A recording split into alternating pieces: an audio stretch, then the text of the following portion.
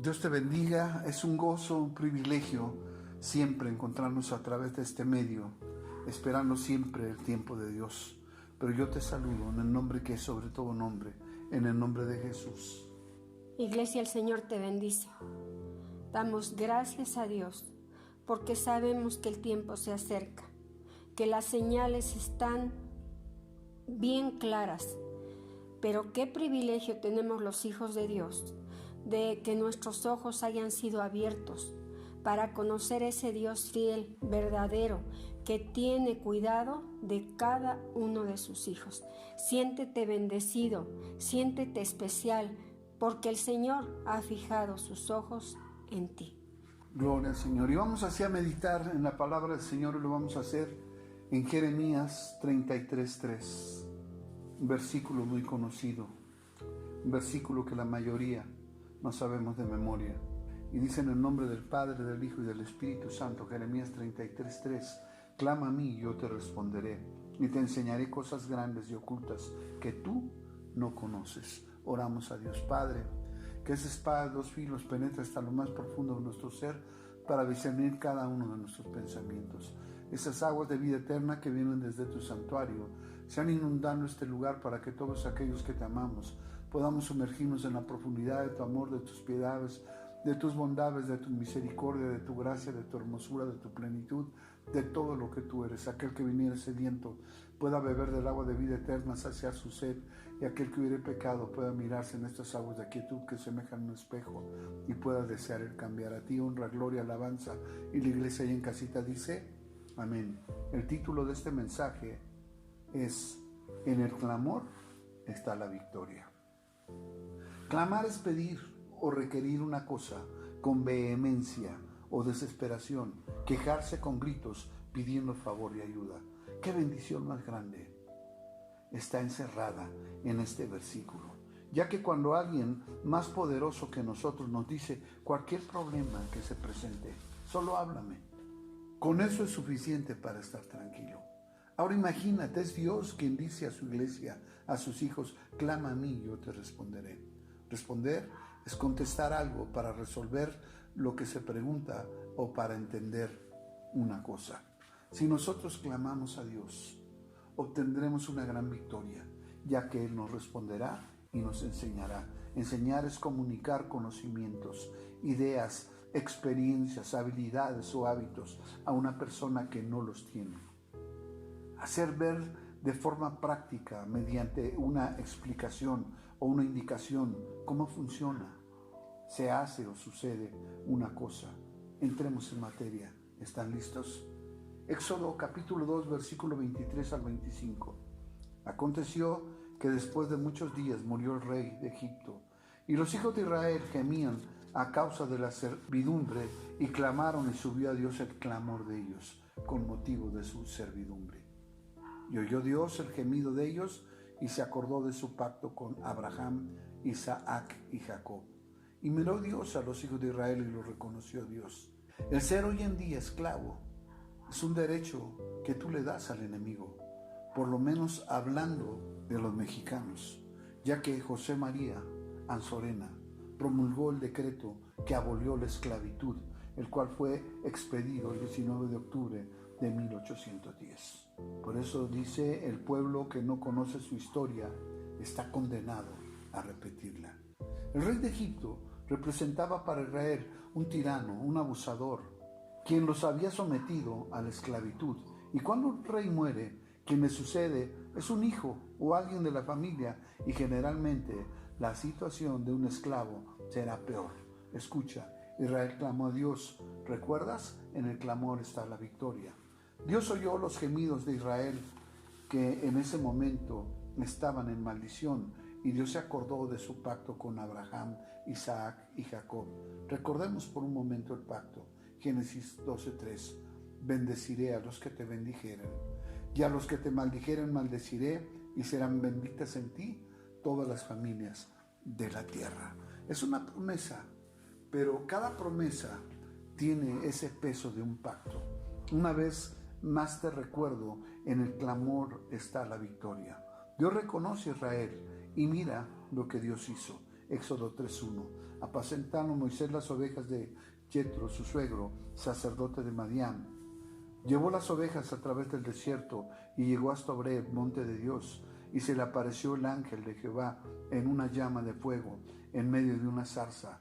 Y él miró y vio que la zarza ardía en fuego y la zarza no se consumía. Entonces Moisés dijo: iré yo ahora y veré esta grande visión, por qué causa la zarza no se quema. Y viendo Jehová que él iba a ver, lo llamó Dios de en medio de la zarza y dijo: Moisés, Moisés. Y él respondió: heme aquí.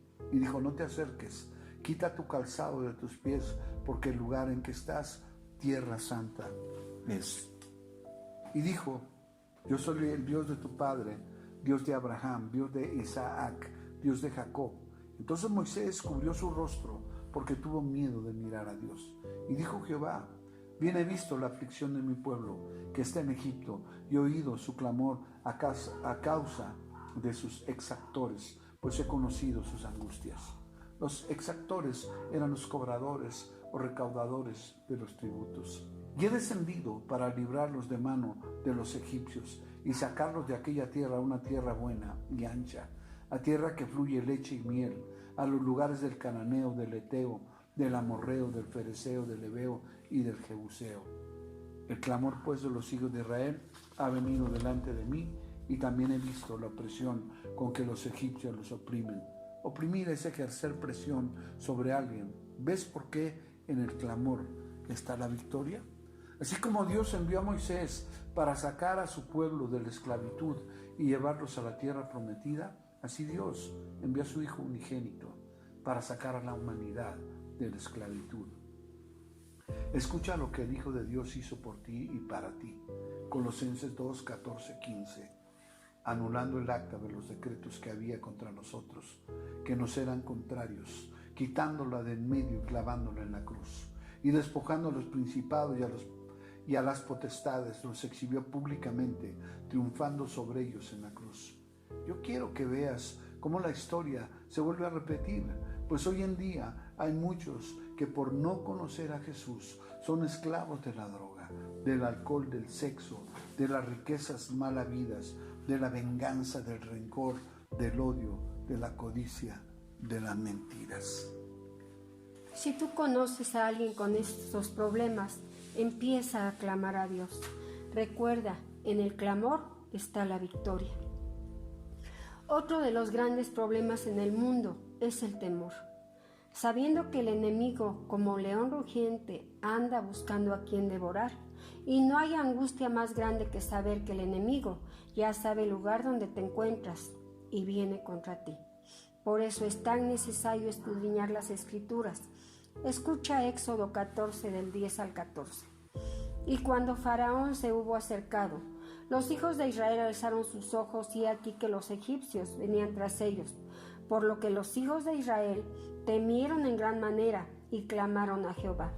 Y dijeron a Moisés: ¿no había sepulcros en Egipto que nos has sacado para que muramos en el desierto? ¿Por qué has hecho así con nosotros, que nos has sacado de Egipto?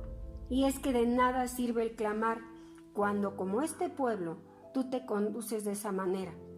En el tiempo de la prueba, reclamar, no esperar, y sobre todo, no ser agradecidos. Pero continuamos. ¿No es esto lo que hablamos en Egipto diciendo: déjanos servir a los egipcios? Porque mejor nos fuera servir a los egipcios que morir nosotros en el desierto. ¿Cuánta gente vive esclavizada a su pasado? Se conformó a vivir en esclavitud. Son todos aquellos que cuando los exhortas o los quieres ayudar, ellos solo dicen: no te metas en mi vida, es mi problema. Pero continuemos. Y Moisés dijo al pueblo: no temáis, estad firmes, y ved la salvación que Jehová hará hoy con vosotros, porque los egipcios que hoy habéis visto, nunca más para siempre los veréis. Jehová peleará por vosotros, y vosotros estaréis tranquilos. Así que este es el consejo sabio. 1. Clama a Dios. 2. No temas. 3. Estad firmes. 4. Ve la salvación. Y 5. debes hoy más que nunca estar tranquilo. Porque si has clamado a Dios, Dios peleará tus batallas y ganará tus batallas, porque en el clamor está la victoria. Recuérdalo, iglesia, que lo tengas bien presente. Así que si tenemos un gran problema, imposible de resolver, solo clama a Dios y Él te enseñará cómo resolver un problema que en el mundo natural es imposible de resolver, pero en el mundo espiritual tú encontrarás la respuesta, porque para Dios no hay nada imposible. Escucha Éxodo 17, 1 y 2. Toda la congregación de los hijos de Israel partió del desierto de Sin por sus jornadas, conforme al mandamiento de Jehová, y acamparon en Refidim, y no había agua para que el pueblo bebiese. Y altercó el pueblo con Moisés y dijeron: danos agua para que bebamos. Y Moisés les dijo: ¿por qué altercáis conmigo? ¿Por qué tentáis a Jehová? Ese es el más grande de los problemas que tenía la congregación de los hijos de Israel. No sabían esperar los tiempos de Dios. Moisés, como líder, solo estaba atento a la voz de Dios. Cuando él recibió el mandato de partir del desierto de Sin y acampar en Refidim, él lo comunicó a toda la congregación. Cierto que la congregación obedeció a su líder, pero ellos querían ver buenos resultados. Y cuando no había agua, ellos querían que el líder supliera todas sus necesidades. Cierto que ellos no tenían agua para beber, pero él estaba solo en espera del Dios Todopoderoso. Éxodo 17, 4. Entonces clamó Moisés a Jehová diciendo: ¿qué haré con este pueblo? De aquí a poco me apedrearán. Moisés clamó a Dios, porque él sabía que Dios le iba a dar el consejo sabio, la respuesta. ¿Sabes por qué? Porque en el clamor está la victoria. Continuamos en Éxodo 7, del 5 al 7. Y Jehová dijo a Moisés: pasa delante del pueblo y toma contigo de los ancianos de Israel, y toma también en tu mano tu vara con que golpeaste el río, y ve. He aquí yo estaré delante de ti, allí sobre la peña en Horeb, y golpearás la peña, y saldrán de ella aguas, y beberá el pueblo. Y Moisés lo hizo así en presencia de los ancianos de Israel. Y llamó el nombre de aquel lugar Masah y Meriba, por la rencilla de los hijos de Israel, porque tentaron a Jehová diciendo: ¿está pues Jehová entre nosotros o no? Y sabes, los creyentes no han cambiado en todos estos años.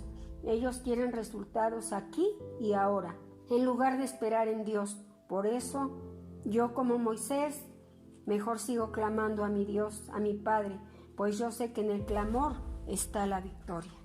Y finalmente, siempre Dios suplirá todo lo que a nosotros nos falta conforme a sus riquezas en gloria. Aleluya, iglesia.